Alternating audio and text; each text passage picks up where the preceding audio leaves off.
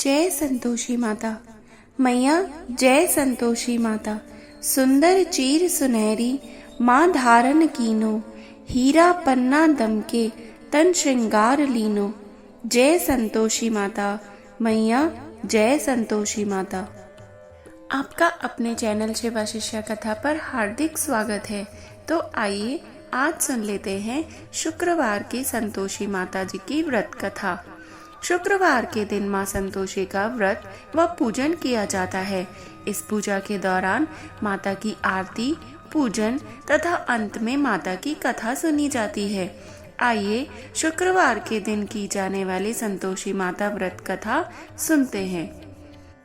एक बुढ़िया थी, उसके 7 बेटे थे। 6 कमाने वाले थे जबकि एक निकम्मा था। बुढ़िया 6 बेटों की रसोई बनाती, भोजन कराती और उनसे जो कुछ झूठन बचती वो 7वें को दे देती। एक दिन वह पत्नी से बोला, देखो मेरी माँ को मुझ पर कितना प्रेम है। वह बोली, क्यों नहीं, सबका झूठा जो तुमको खिलाती है। वह बोला, ऐसा नहीं हो सकता, मैं जब तक आंखों से ना देख लूं मान नहीं सकता। बहू हंसकर बोली, देख लोगे तब तो मान लोगे। कुछ दिन बाद त्योहार आया। घर में 7 प्रकार के भोजन और चूरमे के लड्डू बने। वह जांचने को सिर दुखने का बहाना कर पतला वस्त्र सिर पर ओढ़कर रसोई घर में सो गया। वह कपड़े में से सब कुछ देखता रहा। 6 भाई भोजन करने आए। उसने देखा माँ ने उनके लिए सुंदर आसन बिछा, नाना प्रकार की रसोई परोसी और आग्रह करके उन्हें जिमाया। वह देखता रहा। 6 भोजन करके उठे, तब माँ ने उनकी झूठी थालियों में से लड्डुओं के टुकड़े उठाकर एक लड्डू बनाया। झूठन साफ करके बुढ़िया माँ ने उसे पुकारा, बेटा 6 भाई भोजन कर गए, अब तू ही बाकी है, उठ, तू कब खाएगा। वह कहने लगा, माँ मुझे भोजन नहीं करना है, मैं अब परदेश जा रहा हूँ। माँ ने कहा, कल जाता हो तो आज चला जा। वह बोला, हाँ आज ही जा रहा हूँ। यह कहकर वह घर से निकल गया। 7वें बेटे का परदेश जाना। चलते समय उसे पत्नी की याद आ गई। वह गौशाला में कंडे थाप रही थी। वहां जाकर बोला, हम जावे परदेश, आवेंगे कुछ काल, तुम रहियो संतोष से, धर्म अपनो पाल। वह बोली, जाओ पिया आनंद से, हमारो सोच हटाए, राम भरोसे हम रहे, ईश्वर तुम्हें सहाय। 2 निशानी आपन, देख धरूं मैं धीर, सुधी मति हमारी बिसारियो, रखियो मन गंभीर।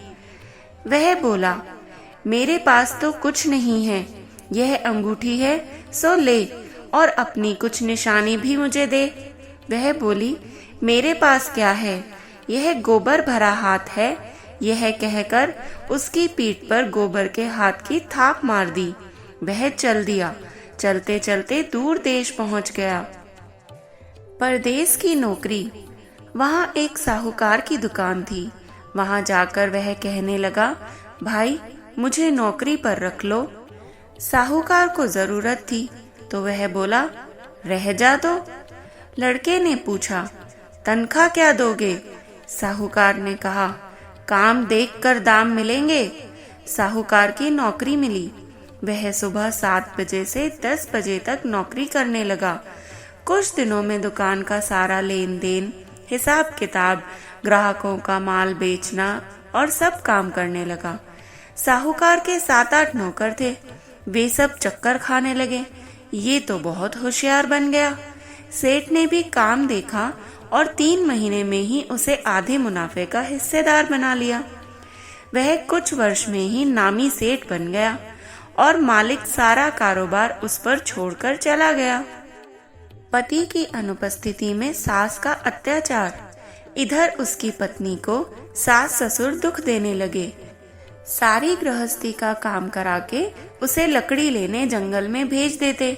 इस बीच घर के आटे में से जो भूसी निकलती उसकी रोटी बनाकर रख दी जाती और फूटे नारियल के नारिले में पानी। एक दिन वह लकड़ी लेने जा रही थी। रास्ते में बहुत सी स्त्रियां संतोषी माता का व्रत करती दिखाई दी। वह वहां खड़ी होकर कथा सुनने लगी और पूछा, बहनों, तुम किस देवता का व्रत करती हो और उसके करने से क्या फल मिलता है? यदि तुम इस व्रत का विधान मुझे समझाकर कहोगी तो मैं तुम्हारा बड़ा एहसान मानूंगी। तब उनमें से एक स्त्री बोली, सुनो, यह संतोषी माता का व्रत है। इसके करने से निर्धनता, दरिद्रता का नाश होता है और जो कुछ मन में कामना हो सब संतोषी माता की कृपा से पूरी होती है। तब उसने उससे व्रत की विधि पूछी। संतोषी माता व्रत विधि। वह भक्तिनी स्त्री बोली, 1.25 आने का गुड़ चना लेना, इच्छा हो तो 5.25 आने का लेना या 1.25 रुपए का भी सहूलियत के अनुसार ले लेना। बिना परेशानी और श्रद्धा से प्रेम से जितना भी बन पड़े सवाया लेना। प्रत्येक शुक्रवार को निराहार रहकर कथा सुनना। इसके बीच क्रम टूटे नहीं, लगातार नियम पालन करना। सुनने वाला कोई ना मिले तो घी का दीपक जला उसके आगे या जल के पात्र को सामने रखकर कथा कह देना। जब कार्य सिद्ध ना हो, नियम का पालन करना और कार्य सिद्ध हो जाने पर व्रत का उद्यापन करना। 3 मास में माता फल पूरा करती है। यदि किसी के ग्रह खोटे भी हों तो भी माता वर्ष भर में कार्य सिद्ध कर देती है। फल सिद्ध होने पर उद्यापन अवश्य करना चाहिए, बीच में कभी नहीं करना चाहिए। उद्यापन में 2.5 सेर आटे का खाजा तथा इसी परिमाण से खीर तथा चने का साग करना। 8 लड़कों को भोजन कराना। जहाँ तक मिले देवर, जेठ, भाई बंधु के हों, ना मिले तो रिश्तेदारों और पास पड़ोसियों को बुला लेना। उन्हें भोजन करा यथाशक्ति दक्षिणा देकर माता का नियम पूरा करना। उस दिन घर में खट्टाई न खाना। यह सुनकर बुढ़िया के लड़के की बहू चल दी। व्रत का प्रण करना और माँ संतोषी का दर्शन देना। रास्ते में लकड़ी के बोझ को बेच दिया और उन पैसों से गुड़ चना ले माता के व्रत की तैयारी करके आगे चली और सामने मंदिर देखकर पूछने लगी, हे बहन, ये मंदिर किसका है? तो वो कहने लगी, ये संतोषी माता का मंदिर है। यह सुनकर माता के मंदिर में जाकर चरणों में लौटने लगी। दीन हो विनती करने लगी, माँ, मैं निपट अज्ञानी हूँ, व्रत के कुछ भी नियम नहीं जानती, मैं दुखी हूँ। हे माता, हे जगत जननी, मेरा दुख दूर करो, मैं तेरी शरण में हूँ। माता को दया आ गई। एक शुक्रवार बीता कि दूसरे को उसके पति का पत्र आ गया और तीसरे शुक्रवार को उसका भेजा हुआ पैसा आ पहुंचा। यह देखकर जेठ जेठानी मुंह सिकोड़ने लगे। लड़के ताने लगे। काकी के पास तो पत्र आने लगे, रुपया आने लगा, अब तो काकी की खातिर बढ़ जाएगी। बेचारी सरलता से कह देती, भैया, कागज आवे रुपया आवे, हम सबके लिए अच्छा है। ऐसा कहकर आंखों में आंसू भरकर संतोषी माता के मंदिर में आ मातेश्वरी के चरणों में गिरकर रोने लगी। माँ, मैंने तुमसे पैसा कब मांगा है? मुझे पैसे से क्या काम है? मुझे तो अपने सुहाग से काम है। मैं तो अपने स्वामी के दर्शन मांगती हूँ। तब माता ने प्रसन्न होकर कहा, जा बेटी, तेरा स्वामी अवश्य आएगा। यह सुनकर खुशी से बावली होकर घर में जाकर काम करने लगी। अब संतोषी माँ विचार करने लगी, इस भोली पुत्री को मैंने कह तो दिया कि तेरा पति आएगा, लेकिन कैसे? वह तो इसे स्वप्न में भी याद नहीं करता। उसे याद दिलाने को मुझे ही जाना पड़ेगा। इस तरह माताजी उस बुढ़िया के बेटे के पास जाकर स्वप्न में प्रकट होकर कहने लगी, साहूकार के बेटे, सो रहा है या जगता है? वह कहने लगा, माता, सोता भी नहीं जागता भी नहीं हूँ, कहो क्या आज्ञा है? माँ कहने लगी, तेरे घर बार कुछ है कि नहीं? वह बोला, मेरे पास सब कुछ है, माँ बाप है, बहू है, क्या कमी है? माँ बोली, भोले पुत्र, तेरी बहू घोर कष्ट उठा रही है। तेरे माँ बाप उसे बहुत परेशानी दे रहे हैं। वह तेरे लिए तरस रही है, तू उसकी सुध ले। वह बोला, हाँ माताजी, यह तो मालूम है, परंतु जाऊं कैसे? परदेश की बात है, लेन देन का कोई हिसाब नहीं, कोई जाने का रास्ता नहीं आता, कैसे चला जाऊं? माँ कहने लगी, मेरी बात मान, सवेरे नहा धोकर संतोषी माता का नाम ले, घी का दीपक जला, दंडवत कर और दुकान पर जा बैठ। देखते देखते सारा लेन देन चुक जाएगा, जमा का माल बिक जाएगा, सांझ होते होते धन का भारी ढेर लग जाएगा। अब बूढ़ी माता की बात मानकर वह नहा धोकर संतोषी माता को दंडवत घी का दीपक जलाकर दुकान पर जा बैठा। थोड़ी देर में देने वाले रुपया लाने लगे, लेने वाले हिसाब लेने लगे। कोठे में भरे सामान के खरीदार नकद दाम देकर सौदा करने लगे। शाम तक धन का भारी ढेर लग गया। मन में माता का नाम लेकर और चमत्कार को देखकर प्रसन्न हो घर ले जाने के वास्ते गहना, कपड़ा और सामान आदि खरीदने लगा। यहाँ काम से निपटकर तुरंत घर को रवाना हुआ। उधर उसकी पत्नी जंगल में लकड़ी लेने जाती है। लौटते वक्त माताजी के मंदिर में विश्राम करती है। वह तो उसके प्रतिदिन रुकने का जो स्थान ठहरा। धूल उड़ती देख वह माता से पूछती है, हे माता, यह धूल कैसे उड़ रही है? माता कहती है, हे पुत्री, तेरा पति आ रहा है। अब तू ऐसा कर कि लकड़ियों के 3 बोझ बना ले, एक नदी के किनारे रख और दूसरा मेरे मंदिर पर और तीसरा अपने सिर पर। तेरे पति को लकड़ियों का गट्ठर देखकर मोह पैदा होगा। वह यहाँ रुकेगा, नाश्ता पानी खाकर माँ से मिलने जाएगा। अब तू लकड़ियों का बोझ उठाकर जाना और चौक में गट्ठर डालकर जोर से आवाज लगाना, लो सासू जी, लकड़ियों का गट्ठर लो, भूसी की रोटी दो, नारियल के खेपड़े में पानी दो, आज मेहमान कौन आया है। माताजी से बहुत अच्छा कहकर वह प्रसन्न मन से लकड़ियों के 3 गट्ठर बना गई। एक नदी के किनारे पर रख दिया और एक माताजी के मंदिर पर रख दिया। इतने में मुसाफिर आ पहुंचा। सूखी लकड़ी देख उसकी इच्छा उत्पन्न हुई कि हम यहीं पर विश्राम करें और भोजन बनाकर खा पीकर गांव जाएं। इस तरह रुककर भोजन बनाकर विश्राम करके गांव को गया। सबसे प्रेम से मिला।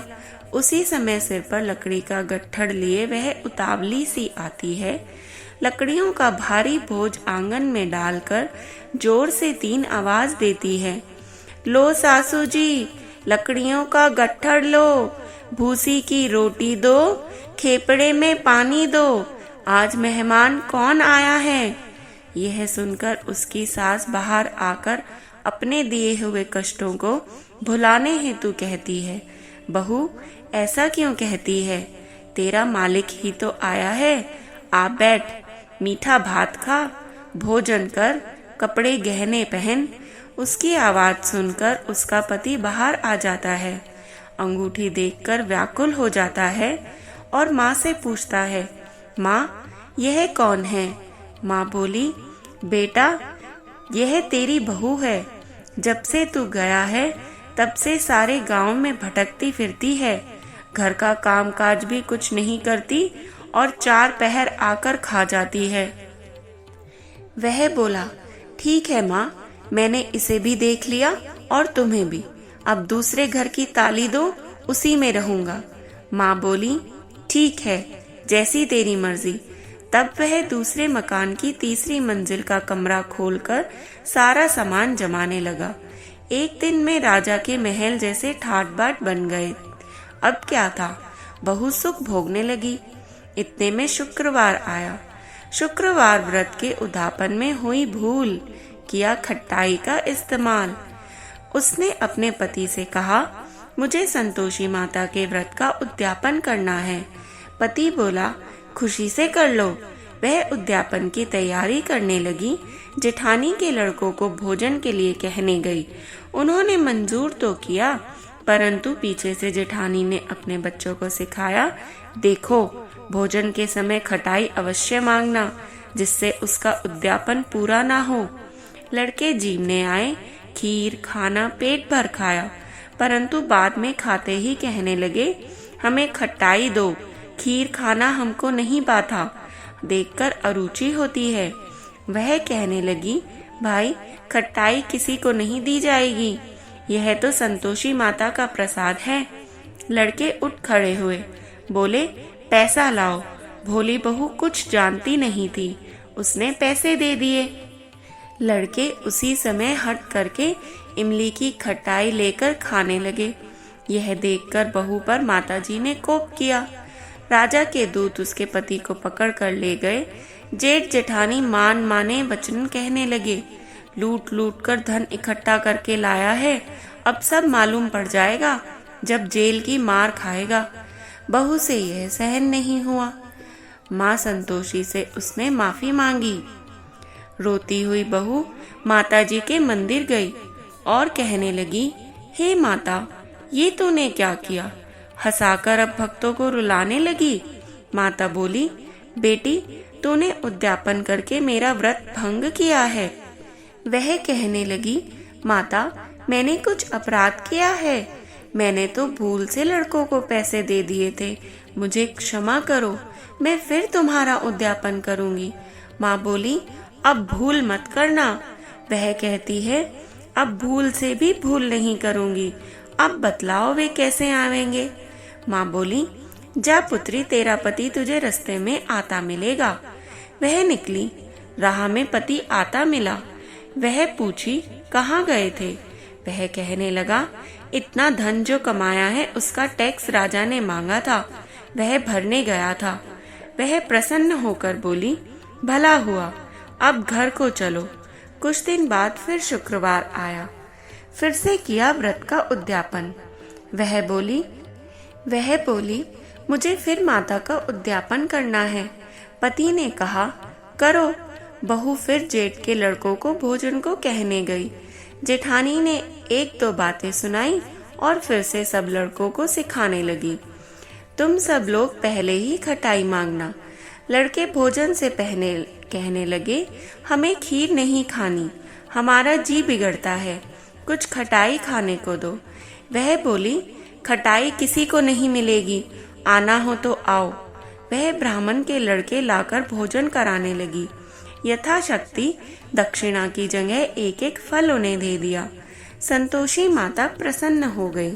संतोषी माता का फल। माता की कृपा होते ही 9वें मास में उसके चंद्रमा के समान पुत्र प्राप्त हुआ। पुत्र को पाकर प्रतिदिन माताजी के मंदिर को वह जाने लगी। माँ ने सोचा, यह तो रोज आती है, आज क्यों ना इसके घर चलूं। यह विचार करके माता ने भयानक रूप बनाया। गुड़ चने से सना मुख, ऊपर सूंड के समान होठ, उस पर मक्खियां भिन भिन कर रही थी। दहेली पर पैर रखते ही उसकी सास चिल्लाई, देखो रे, कोई चुड़ैल डाकिन चली आ रही है, लड़कों इसे भगाओ, नहीं तो ये किसी को खा जाएगी। लड़के भगाने लगे, चिल्लाकर खिड़की बंद करने लगे। बहू रोशनदान में से देख रही थी। प्रसन्नता से पगली पगली बनकर चिल्लाने लगी, आज मेरी माता घर आई है, आज मेरी माता मेरे घर आई है। वह बच्चे को दूध पीने से हटाती है, इतने में सास का क्रोध फट पड़ा। वह बोली, क्या उतावली हुई है, बच्चे को पटक दिया। इतने में माँ के प्रताप से लड़के ही लड़के नजर आने लगे। वह बोली, माँ, मैं जिसका व्रत करती हूँ यह वह संतोषी माता है।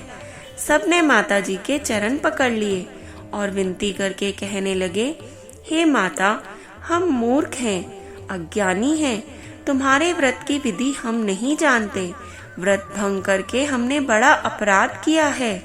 जग माता, आप हमारा अपराध क्षमा कर दो। इस प्रकार माता प्रसन्न हो गई। बहू को प्रसन्न हो, ऐसा फल दिया वैसा माता सबको दे। कथा पढ़ते को, सुनते को और हुकारा भरते का मनोरथ पूर्ण करे संतोषी माता। तो बोलो संतोषी माता की जय। ऐसी ही और पौराणिक कथाओं के लिए कृपया हमें सब्सक्राइब करके जाएं, और यदि आपको हमारा प्रस्तुतिकरण अच्छा लग रहा है तो कृपया अपने बंधु बांधवों के साथ हमारा वीडियो शेयर करें व एक लाइक अवश्य कर जाएं, और जपते रहें हर हर महादेव।